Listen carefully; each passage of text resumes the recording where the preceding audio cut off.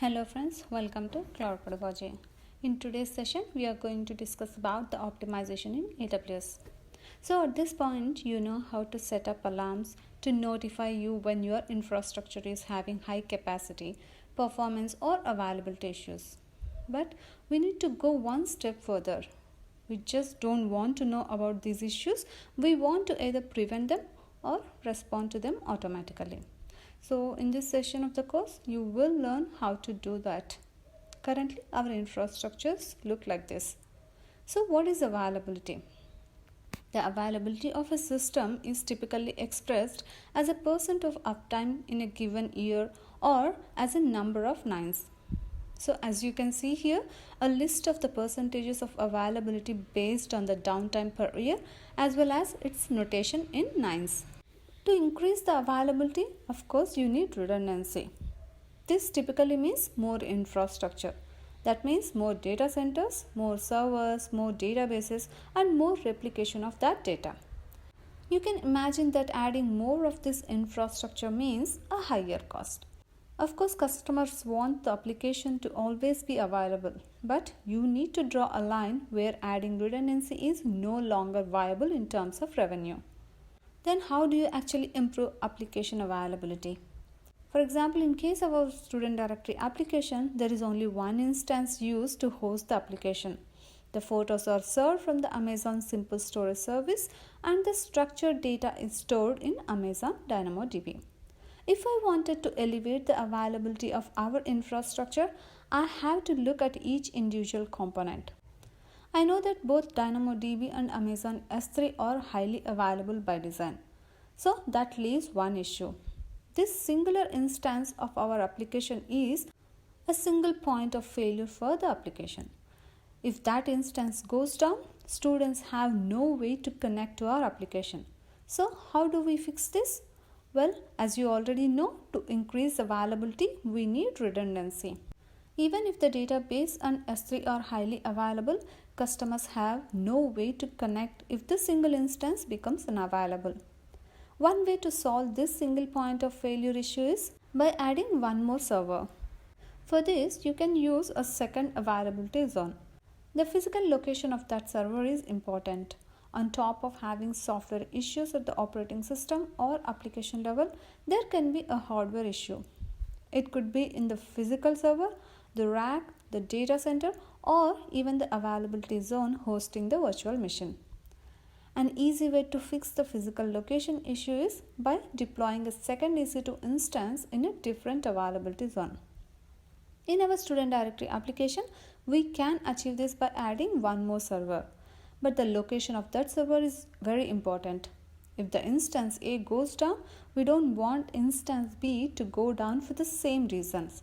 So to avoid the unlikely event of that, say an AZ experience issues, we should ensure that the instance B is put in a different AZ. So now we have two instances that we have manually launched, but let's say our company grows rapidly and the student directory application is constantly being accessed by thousands of students around the world.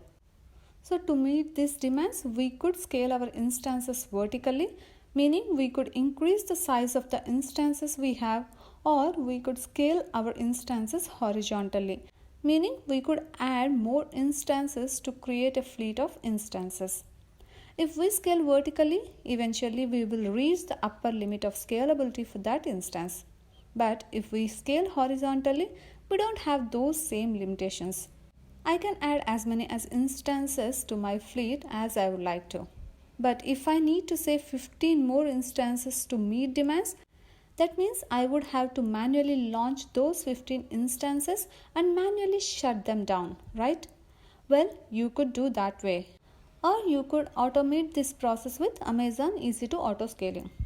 This service will allow you to add and remove EC2 instances based off of conditions that you define. So with this service, you can also maintain the health of your fleet of instances. But with more EC2 instances comes a bigger issue again. So how do we access those servers? Before we were simply using the instance public DNS or public IP address. But when you have multiple instances, you have multiple IPs to route to. Instead of maintaining the logic to send requests to your various servers, you could use a load balancer to distribute to those requests across a set of resources for you. And since you can connect from your load balancer to access the application, you no longer need to use the public IP of your EC2 instances. So in our case, I will spin up another instance hosting our student directory application in a different subnet in a different AZ. That would also solve issues with the operating system and the application as well. However, as I said, having more than one instance brings new challenges with managing replication and high availability. We'll try to understand how to manage replication, redirection, and high availability. So first thing is create a process for replication. The first challenge is that you need to create a process to replicate the configuration files, software patches, and application itself across instances. The best method is to automate where you can. Next, address customer redirection. The second challenge is how to let the clients, the computers sending requests to your server, know about the different servers. There are different tools that can be used here. The most common is using a domain name system where the client uses one record which points to the IP address of all available servers. However, the time it takes to update the list of IP addresses and for the clients to become aware of such change, sometimes called propagation. It is typically the reason why this method is not always used.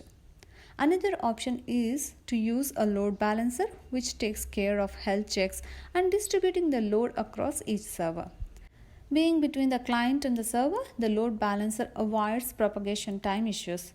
Next, understand the types of high availability. The last challenge to address when having more than one server is the type of availability you need. Either be an active-passive or an active-active system. So active-passive with an active-passive system, only one of the two instances is available at a time. One advantage of this method is that for stateful applications where data about the client session is stored on the server, there won't be any issues as the customers are always sent the same server where their session is stored. The next one is active-active. A disadvantage of active-passive and where an active-active system shines is scalability. By having both servers available, the second server can take some load for the application, thus allowing the entire system to take more load. However, if the application is stateful, there would be an issue if the customer session is not available on both servers. Stateless applications work better for active-active systems. So these are the basic elements to start with AWS optimization. I appreciate your time on this session. Hope to see you in my next session. Until then, take care.